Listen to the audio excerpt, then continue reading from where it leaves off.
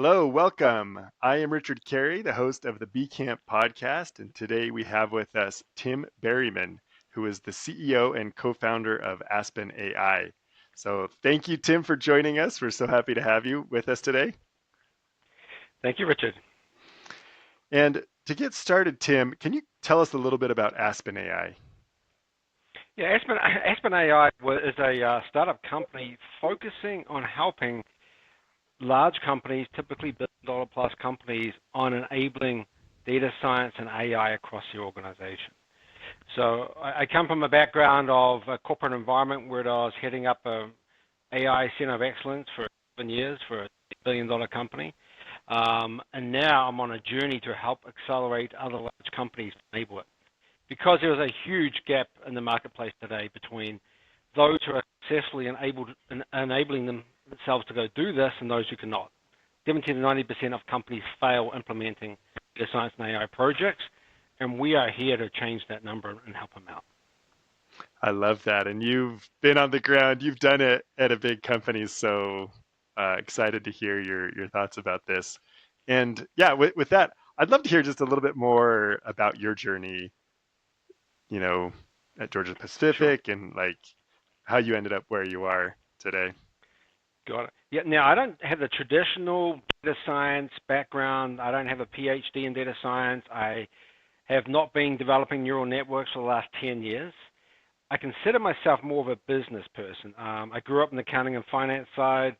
I had actually had division CFO roles for Georgia Pacific in US and Europe. I headed up M&A for Europe. I also had a chief risk officer type role in the US as well. And then over the past 7 years, I was tasked to create an AI Center of Excellence from scratch.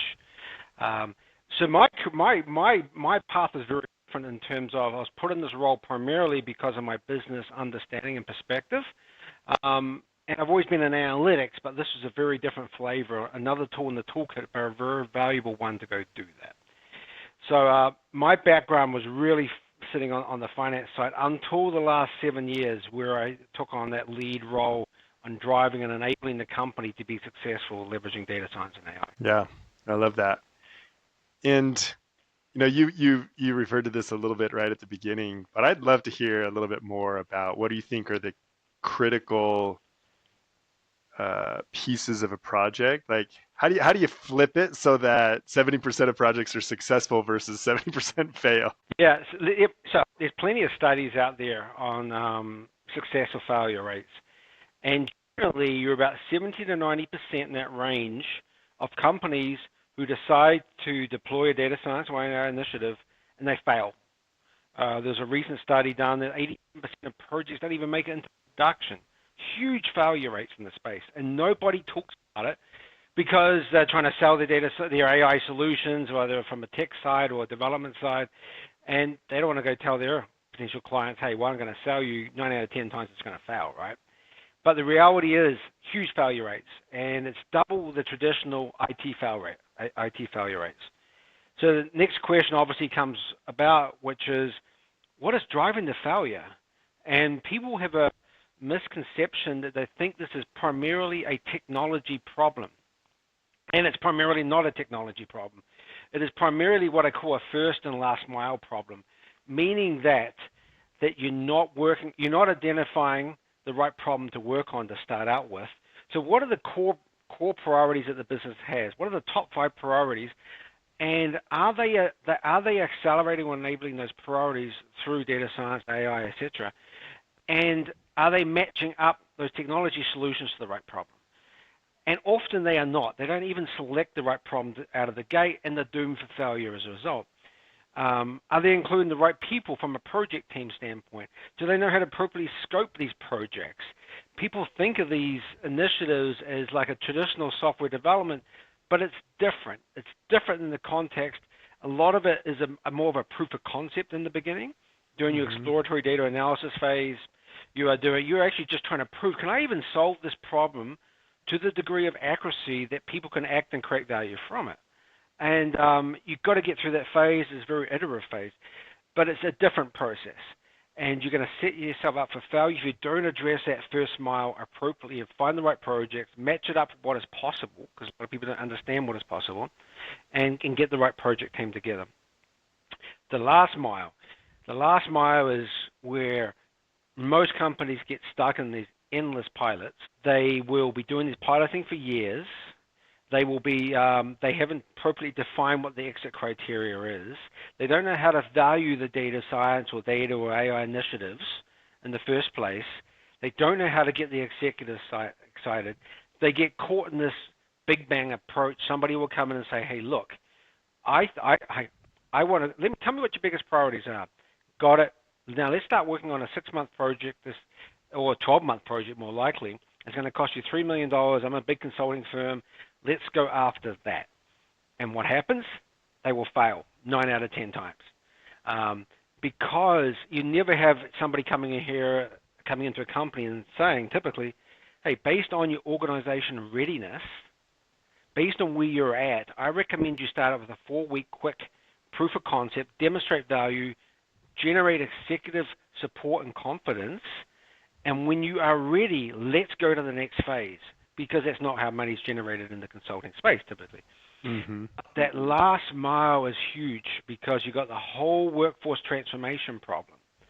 And the ability for a company to accelerate and be successful and create a competitive advantage is primarily not from the technology itself. Most of the technology is open source or you got off-the-shelf applications. Most of the time, even if you've got an in-house shop, you're really not creating intellectual property that somebody else hasn't already solved. Most of the advantage comes from your ability to work at an accelerated pace and transform your organization. That whole workforce transformation, there's a nuance to that to make sure that it's successful and actually quickly transforming what a person's comparative advantage is. So what I may be good at now is not what I'm going to be best advantage to go work on in 6 months from now. Like sales forecast. I could be terrible at sales forecast, but I can go build an algorithm that's much more accurate and better than I am. I shouldn't be doing that task. It should be moved to an AI solution or a data science solution to go do. I need to take on a different type of role in that sort of process. So first mile and last mile are critical. That piece in the middle for the actual development itself is not where most of the failure occurs. It's really on the front end and the back end. Yeah, interesting. You mentioned just there at the end, like forecasting, and you said, hey, nobody should be doing forecasting except for an algorithm. Can you talk a little bit more about that? Like, is there ever a situation where you want a human in that loop, or is that just a problem that you just like, hey, just let a computer do it? Well, forecasting. I mean, this is one of the things that's been around forever, right? I think sales forecast, and I used to tell this to our executives, and I used to say, why we have proved for many, many years we suck at forecasting. I mean, we just do. And there's been studies out there to say the more people that touch it, the worse it gets. and that's true. So if we can prove that our forecast is more accurate than the human-created forecast, why are we sitting there and having people doing that particular activity? Now, you may need, especially in our evolution where we're at, somebody in the middle to say, does this make sense or not? Hey, look, does this look, have they come back with a really crazy, strange number? We want to go know that. So probably a human in a loop would make sense now. It may not make sense 2 years from now, but let's have the algorithm create the forecast, and then we'll take the individual out of it, and then there's maybe somebody just doing a sense check to say, does this kind of make sense before we actually publish it? So I'm not saying take the human completely out of it yet, depending on the problem you're trying to solve. In some cases it may be appropriate, but you don't want to throw an algorithm at it, then have it let loose, and then all of your organization finds out it was terrible, and then you're going to have a whole adoption problem. You've got to build confidence and have some sort of oversight, and maybe have a closed loop system eventually come out of that. Yep. Makes sense. What can you talk a little bit about some of your favorite solutions that you've been a part of? Yeah, and we were deploying a lot. We were deploying about 40 large-scale data science and AI initiatives a year from a run rate, which is huge. Yeah, that's crazy. We started as a team of one. We end up evolving to a team of about 100 resources supporting this team, onshore, offshore. And we were agnostic to the area. We wanted to go after where the value and money resided and aligned to the business priorities. So we went after those use cases. That naturally gravitated you to some areas that were higher value than others.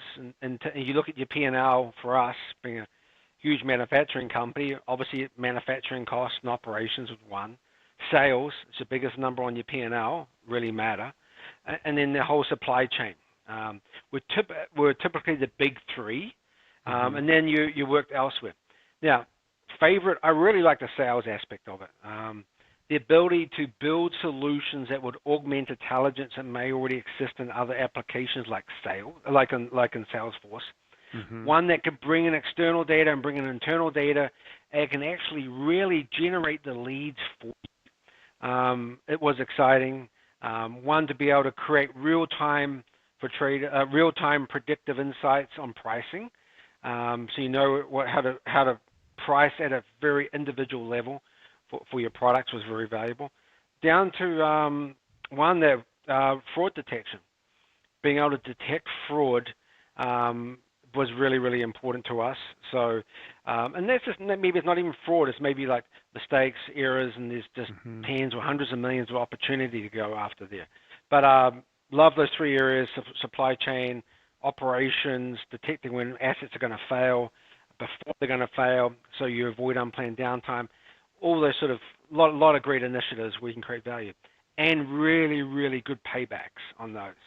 Don't be surprised if you start experiencing like six-month paybacks. If you do this well, you do this at speed on the right problems, you easily generate paybacks around 6 months for a lot of these projects. And there's not much research done around that, but easily achievable if you work on the right things. Interesting. So shifting gears just a little bit, in your current consulting, do you actually go in and build the solutions, or do you have a team that builds the solutions, or do you advise people and then have them hire a team? How does this work? So we are, interestingly, that middle piece, which is on the build itself.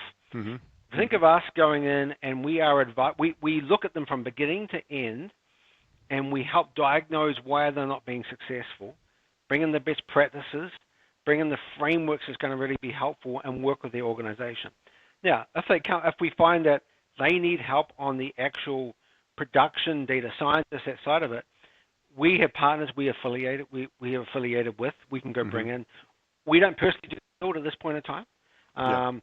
We can go help them build a team. We can go help them use one of our partners and create also resources to go build a team. But we are primarily an enablement around bringing in other parties to go help them be successful. Yep. When you're thinking about helping a company build a team, or when you built your own team, what kind of things were you looking for in hiring the builders, the technical people? So I had a team of both onshore resources in terms of from a technical team, from whether it's an AI architect to a large team of data scientists and supervisors and directors. I had teams onshore, I had teams offshore. I had teams like in India as a captive. I was using third-party resources as well to help me scale up and down. So from a talent standpoint, onshore, absolutely critical to me, which is around their ability to actually generate some value in terms of their soft skills. And I'll give you some examples of what I mean by that. They're able to interact with the customers. They're able to interact with those end users. They can understand the problem. They get context around the problem they're trying to solve. They can ask intelligent questions. They can contribute in terms of insights on what's possible or what's not. They can raise their hands as red flags start developing, but they have to make sure that they are developing a solution that's going to meet the end user needs. And if they're relying on somebody else in the middle to relay those instructions, those development instructions, there's a lot of risk in that. And So their job, especially onshore, is to get in front of those end customers and make sure we're developing something that's going to be valuable and it's going to be used to create value. So soft skills, critical. I think the whole Python aspect and being able to use different sets of toolkits, whether you're using SageMaker and AWS or maybe it's SaaS, maybe it's Databricks, whatever your flavor of tool is, try not to get fixated on one, because we can train people on tools, right, and build a technical skill set, but they've got to be able to have those soft skills as well. So my onshore resource were typically managing offshore resources. And then the offshore team, yes, a little less on the soft skills, because they were a back end shop doing a lot of the development for us, and my onshore was overseeing the quality and everything else. But yes, to create a differentiation in this situation in the marketplace, you got to have some sort of soft skills. The way things are evolving around, your need for talent, your ability to use Gen AI to go start doing the programming yourself. I even remember we made an offer to a data scientist up here in Atlanta. He lived 10 minutes from our office. And we said, okay, we've got a flexible work from home policy. We'd like to see you on average in the office more days than not, so probably 3 days a week and 2 days from home. And they turned down that offer, and they said, we want to be full-time from home. And I'm like, you're 10 minutes from the office. No, we don't want to have to come to the office. I said, okay, thanks, but no thanks. And you just got to think about their mentality, their expectations. And my mental model is, if you can't come into the office, if you can't interact and create those personal connections and understand and create an advantage around you understanding the problem, why am I going to pay you 3 times, 4 times as much as somebody in India? I'm just going to hire that position out of India. Thanks, no thanks. It made no sense to me.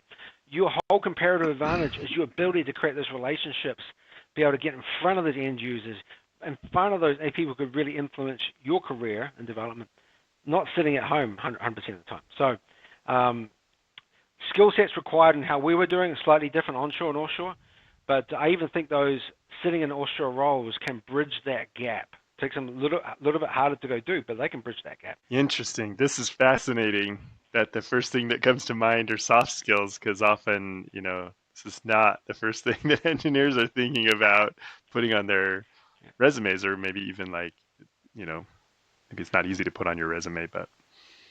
But you have to think too around how things are developing so rapidly, especially in the Gen AI space. The coding, and I hate to say this, I know you've got a lot of programmers on listening here. That's good. Let's challenge them. This is great. Coding is quickly becoming commoditized. Okay, commoditized from a standpoint I can offshore it, or commoditized in the terms of Gen AI will generate that code for me. Okay, now. And the speed at which the quality of that is improving is dramatic in the time frames we've got. So when you think about it, you're in an environment where the tools today can at least create the first draft, can generate code a hell of a lot quicker, and it's probably not far away from not only being able to generate code quicker than you can, but even being able to generate quality code better than you can. So if you're heading into an environment where coding is going to become commoditized, AI is going to be able to generate code and provide it at a quality level probably better than what you can, and it's probably not far off from being able to review its own code, run simulations, and assess the quality and output and iterate using AI agents to continually enhance and improve that code. If that's only a few years away, how do you differentiate yourself? And your differentiation is going to come from one of two things. I think one is that being able to understand the business context, understand the problem, bring that to the code generators, whatever the accelerators, and then you're going to have somebody in the middle still, obviously not going to deploy the stuff straight out of the gate, to review it. But your ability to actually, that soft element on the beginning and at the end is going to be really, really important. And then the other element is your ability to use these code generators as an accelerator. Because when you enter in the marketplace, you're typically competing with individuals who've been doing this 5, 10 years in the same way they've been doing it the last 5 or 10 years. If you know how to use these tools as accelerators and be 3 times more productive, you are now a lot more valuable, and you can differentiate yourself in that way as well. So, Yeah, I love that. So I want to shift gears just a little bit here. yeah, I'd be curious to hear from you just about, at Bcamp, we're approaching education a little bit differently. And I'd be interested to hear just about your experience with your own education, whether formal or informal. I love to hear about war stories, like yeah. things that didn't work or things that worked really well. So I come from, I have an undergrad in accounting and finance. I actually even did an MBA as well. But when I reflect back on this a long time ago, and there's been studies done around this, it's around about 20, maybe 30% of your formal education provides the knowledge and skills for you to be successful in a particular career. And it's true. Now, sure, mine was in the accounting and finance, but even when I got into that field, I think the same thing's going to apply in a technical field like on the programming side. Maybe it's a little bit higher, 30, 40%. That real-world experience is going to be really, really important. So your ability to, and the way education is evolving, the ability to learn from multiple different avenues, whether it's podcasts or whether it's YouTube or whatever you need, you've got the ability now, that 20 to 40%, your ability to acquire knowledge is very specific to what you need to be successful in your career, is even greatly enhanced. So I believe that real world is a lot more valuable than what it was before, because your ability to acquire knowledge for specific tasks is a lot easier than it ever has been. So do you think schools need to change to They're adapt going to to have this? to. Yeah. So how do you? So I mean, that's great, and they are already experimenting. I know a lot of the technical skills are already experimenting on this, because you're in an environment now where the ability to acquire knowledge for you to be successful, the cost of doing that is significantly reducing. And I remember it was I think it was a Microsoft CEO who said, we're heading towards an environment where the marginal cost of acquiring new knowledge is approximating zero. Mm-hmm. So if Richard or Tim wants to understand on how to repair my my tire in some way, or fix a particular motor, or build a particular app, I can just acquire that knowledge rapidly and at a very little cost. So if you're a formal education environment where your students are going through these massive long classes, they're spending the first 2 years on a broad-based education that is may not be particularly relevant for their field, how are you going to adapt and change? And Georgia Pacific was starting to do this. We were starting to look at non-traditional avenues. So, for example, if you want an accountant, maybe we don't need somebody with an accounting degree anymore. We can go train them. Mm-hmm. We can go train them and bring in the required knowledge a lot quicker than any education institute can, because they're forcing them to go through that old school approach, 2 years of kind of baseline knowledge, core subjects, and then we'll start getting into some of the accounting disciplines or your computer science discipline, whatever it is. You can go start bringing on resources to go and train them or give them the knowledge they need much more rapidly. Yeah. So. No, that's fascinating to me. With accounting, where did you start looking? Were you just looking for younger Yeah. people, or just looking in other fields to see if people could cross over? Like, what becomes the criteria to hire people? Yeah. Well, what In that becomes, case? that's really interesting, because, and it's not just GP. A lot of other companies, and even Elon Musk mentions this, right? We don't necessarily need a degree. Okay. So what you start looking at is more of the personal attributes. Are they a good culture fit? Do they have the guts, the curiosity to be successful? So can I train this individual to be successful? Do they align with my organization culture? Are they going to be able to rapidly learn and add value in the organization? we're looking for attributes that probably weren't top of the list before.